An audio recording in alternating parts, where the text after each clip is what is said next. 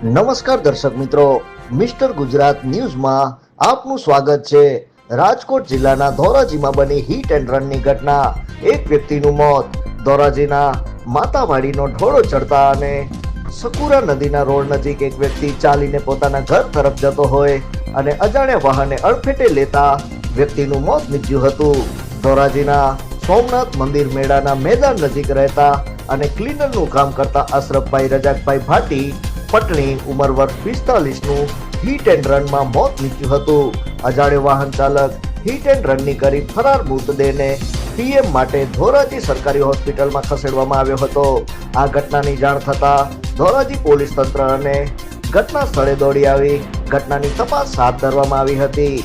Bureau chief Alpesh Trivedi.